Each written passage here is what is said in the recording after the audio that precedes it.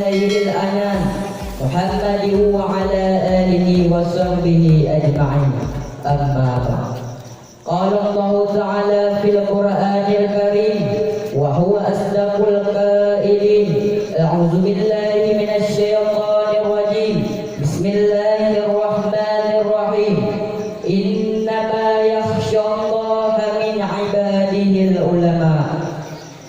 قال النبي صلى الله عليه وسلم: العلماء ورثة الأنبياء.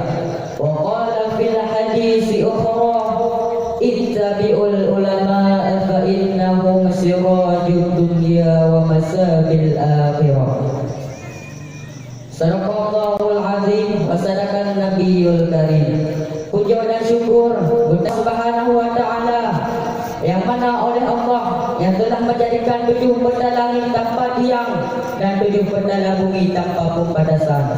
Dan begitu pula oleh Allah Subhanahu wa taala yang telah memberi nikmat dan hidayah, sehingga dengan nikmat tersebut kita dapat mengecap manisnya iman, lezatnya Islam. Dan tak lupa pula selawat beriring salam katanya sanjung sajikan kepada seorang pahlawan yang berhati mulia, yang bertitel Habibullah, yang berpangkat Rasulullah, anak dari Abdullah, buah hati dari Aminah. Siapakah beliau iaitu? Baginda Nabi besar Muhammad sallallahu alaihi wasallam. Dan kepada al-sahabat beliau yang seiring bahu seayun langkah dengan Rasulullah, ke gunung sama mendaki, ke laut sama menyeberangi, rugi sama ditanggung, untung sama dibagi dengan Rasulullah. Rela anak jadi yatim, isteri rela jadi janda. Penghormatan ulun yang pertama sekali kepada Bapak Usyik Kampung Raya Sintop, dan kepada Ibu Manasah Kampung Raya Sintop, dan kepada Tuhan Ber, Tuhan Lapan, Tuhan Bakat, tokoh masyarakat, dan kepada pemuda. Dan pertama dan istimewa kepada Dewan Hakim yang kadung melangkah ke tempat yang mulia, dan yang selanjutnya kepada kaum muslimin muslimat yang dimuliakan Allah. Sekian lama Rasulullah sallallahu alaihi wasallam meninggalkan umat di muka bumi ini, di mana baginda telah mensyiarkan agama Islam dengan kafah, di mana pada saat itu agama Islam sudah berada dalam puncak kejayaannya. Dengan waktu yang singkat, Rasulullah sallallahu alaihi wasallam meninggalkan umat di muka bumi ini dan diwariskan agama kepada ashab. Ashab berpulang rahmatullah diwariskan agama kepada tabi'in. Tabi'in pun pulang rahmatullah diwariskan agama kepada ulama. Maka pada saat ini tinggallah agama pada ulama. Maka dapat kita petikkan suatu judul, iaitu ulama pewaris anbiya. Kaum muslimin muslimat pecinta misi Rasulullah, sosok ulama yaitu orang-orang yang diwariskan ilmu dari Rasulullah. Sosok ulama yaitu orang-orang yang diwariskan ilmu dari Rasulullah. Dengan berkat ilmu para alim ulama, maka terpetunjuklah manusia ke jalan-jalan yang ditinggalkan Allah. Sosok ulama yaitu orang-orang yang benar takut kepada Allah.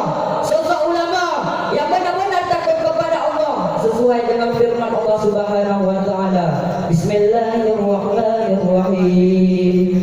Innama yakhsyallaha min 'ibadihil ulama. Sesungguhnya orang-orang yang benar takut kepada Allah, sesungguhnya orang-orang yang benar takut kepada Allah yaitu ulama. Dan juga pada alim ulama digambarkan dalam sebuah hadis, yaitu ittabi'ul ulama fa innahum sirajud dunya wa masabil akhirah. Nabi gayung berkahbak katanya dengan ulama yang itu bertoro dengan ulama. Baiklah katanya tapi diurus daripada ulama, kerana berpegang dengan Nabi ulama yang ibarat lampu di kala kegelapan. Karena melarikan diri daripada ulama, menjauhkan diri daripada ulama, itu bahaya yang paling besar bagi umat di manusia ini. Dan satu hadis Nabi ancam dengan heboh perkara pada yang paling raya rugi ulum yang punya urus daripada ulama dan fuqaha. Yang pertama Nabi berpegang, orang yang pergi umrah daripada ulama bala yang pun adalah rujuk berkat pada rezeki. Tu tak ejino rezeki hana berkat le. Contoh awal situn siga tak pula padi berkat. Jino situn jaga tak pula padi hana berkat le. Dan mana si tak pula padi ka kena goreng. Tak pula limon kadang kamu ulat. Dan tak pula campli hanapan. Tak pula ribut hanapan. Tak pula tomat hanapan. Tak pula nyong hanapan. Tak pula ji hanapan. Yang pasti tak pula belakui gerung. Yang kedua, kebukahan Nabi, orang-orang yang puji umrah daripada ulama dan fuqaha, iaitu sesungguhnya Allah utus pemimpin-pemimpin yang zalim. Dia tak uji pemimpin-pemimpin yang zalim. Baik tak pekak nak rogok, nak sendiri pun kena. Dan yang kedua, pemimpin-pemimpin yang zalim, iaitu pemimpin-pemimpin yang ada penimang bangsa dan agama. Dan pemimpin-pemimpin itu hidup senang dan hidup kenyang. Yang kedua, kebukahan Nabi, mana yang paling raya kepada orang yang puji umrah daripada ulama dan fuqaha, iaitu mandi dalam su'ul khatimah. Yang ketiga inilah yang kita perlu wanti-wantikan dalam kehidupan di dunia ini. Dan Nabi yang berpegang dan sebuah hadis gak sebuah nagro dengan natekoh perkaranya. Yang pertama berpegang oleh Nabi gak sebuah nagro adalah berkat doa anak yatim. Dengan doa anak yatim titik orang sabena titik doa anak yatim, maka agaklah saboh nagro. Maka anak yatim baik dah popo, anak yatim baik dah dekut, maka tak sayanglah anak yatim dan cintalah anak yatim, tak kasihlah anak yatim. Dengan berkat ilmu, dengan berkat doa anak yatimlah agaklah saboh nagro. Yang kedua kebukaan oleh Nabi agaklah saboh nagro adalah dermawan orang kaya. Orang kaya hana terima betin sumbang buat jalan-jalan yang good, betin sumbang untuk pegat masjid, betin sumbang untuk pegat mulut demi mengharap rida Allah dan syafaat Nabi. Dengan yang kedua berpegang agak saboh nagro dengan nanti apa perkaranya, iaitu berkat ilmu para alim ulama. Dengan ilmu para alim ulama, maka agaklah saboh nagro. Allah bakal beri balas sampai ke nagro Islam, ke nagro Gedanyo. Tandanya adalah Allah mandang sayang kepada Gedanyo. Israel pada pegang rubi balas Allah, mereka bersenang oleh Allah untuk nadanya. Kesimpulan lumatik adalah selagi mandangnya ulama di dunia, selagi Allah anak kecok ulamanya di akhir dunia, makalah tak betul ulama baik jauh daripada ulama. Sesungguhnya orang-orang yang menjauhkan diri daripada ulama, dialah yang sesat. Dunia ke akhir, di mana ulama dihina, ulama dipenjara, ulama dilit. Padahal alangkah sayangnya ulama adalah pembela bangsa, pembela agama. Tetapi dalam pengkhianat bangsa dan agama dibiarkan dalam kehidupan dunia ini, maka selagi mandangnya ulama baiklah terbiung-biung menuntut dan bertolong daripada ulama. Dengan adanya ulama, maka terbentuklah kita ke jalan-jalan dari kapan Allah. Nah, sebuah hadis Nabi dipegang ulamanya dibagi dua adalah yang pertama ulama ul-amilin, yang kedua ulama su'.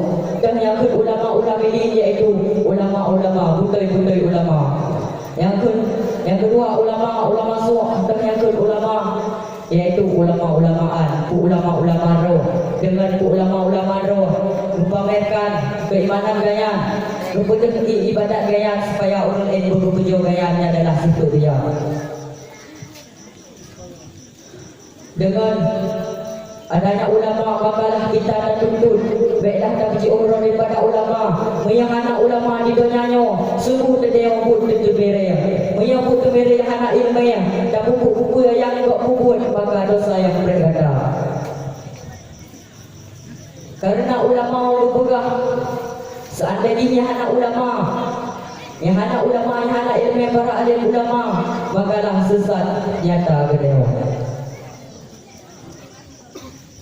Atau singkat orang tua, banyak nak guru lelaki maaf, kadang nak tuntut-tuntut yang kasar, yang nak tumpai hati orang roda.